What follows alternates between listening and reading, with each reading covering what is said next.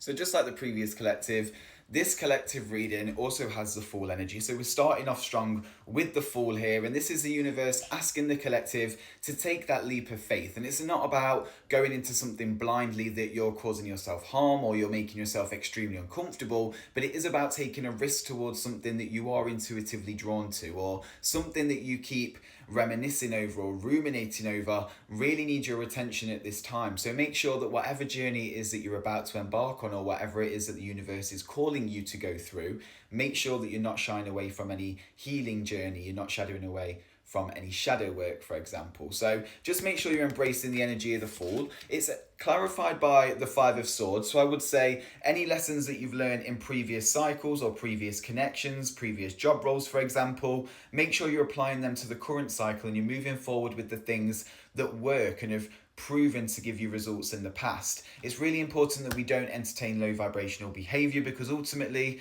we don't want to be wasting our energy, and it's about moving forward with the swords that protect us, with the swords that make us feel like we have the power, we have the control, and we are more than capable of going after whatever it is that the universe is encouraging us to go on. The card that follows is the Ace of Pentacles, and it's clarified by the Two of Wands. So I see the Ace of Pentacles as being an unexpected gift, an unexpected hit of intuition, or an unexpected piece of guidance, which is effectively leading you down the path of success. It's leading you to the Ace of Pentacles, to one of the highest forms of abundance. And what I've just clocked as well on this card is the hedge has actually got a gap in there. So there's an archway there leading you towards the pentacle. So whatever unexpected route or path is being shown to you, I think it's really important that you do follow that path and you follow that route, whatever it may be and wherever that may lead you, because ultimately that is the path to success, that is the path to abundance. And the Two of Wands comes out to clarify the Ace of Pentacles, to remind you that you've got all of the tools that you need at your disposal. You're holding the whole world in your hand, and it's about moving forward with the things that work and moving forward and taking action on these innovative ideas, on these creative ideas that you keep getting, so that you can move forward towards these Ace of Pentacles and you can see that there is a much more beautiful life out there for you. And it's almost this energy of you've achieved so much, but don't be afraid to achieve more, for example. So don't feel like you've got so far and you need to stop, or this is the end of the road for you. This is feeling like it's almost just the beginning, or definitely the beginning of a new chapter or a new project. The Page of Cups comes out and it's clarified by the Eight of Swords and the Eight of Cups. So originally I would say this collective really needs to nourish their emotions. It's about making sure that you are protecting your emotions while still being open to receiving and giving emotion, for example. I think it's really common with collective readings where people get hurt, they keep themselves trapped and stuck in a cycle because they don't want to hurt again, for example, or they don't want to go back through this pain or repeat a cycle that they've previously had to repeat or go through. So just make sure that you are giving any burdens that are keeping you trapped or stuck up to the universe, and you're finding the confidence to walk away from a solid foundation towards these mountains, because ultimately the Ace of Pentacles waits for you over these mountains. It's just about doing this little part of the journey, which may feel quite rough, but make sure you're not closing yourself off to communication or receiving abundance or energy from the universe, for example. It's about making sure that you're in a position to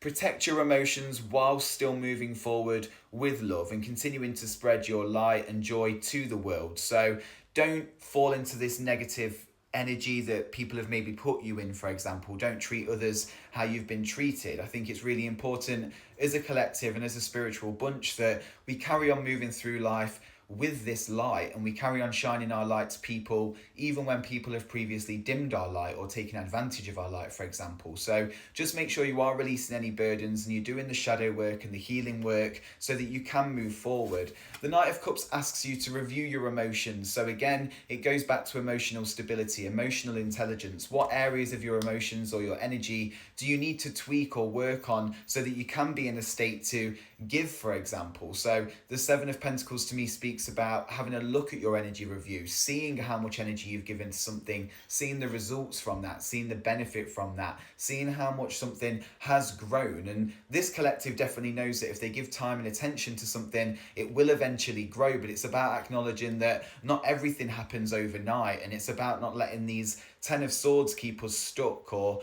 any feelings of betrayal or stagnant energy or any negativity that lingers within us from previous connections or past cycles, we need to start letting go of those things. And the only way we let go of those things is by doing the healing work, by doing the shadow work and embarking on that journey, so that we can be in a state of acknowledging that hurt people, but it's not cool to then become a hurt person. It's really important that we stay positive on this journey and we continue to move with light and with love, because ultimately that's how we continue to raise our vibration and go through and basically gather the energy to work towards the things that we're trying to manifest. The Knight of Wands speaks about an innovative idea that needs action. So there is something coming to this collective, or there is an innovative idea, I can't speak today, that's going to be landed to you, or it's going to be given to you by the universe. It's really important with the Knight of Wands that we take action on that and we move forward with it. The Four of Pentacles asks you to almost not hold so tightly onto something. So same for the previous collective. It's about acknowledging that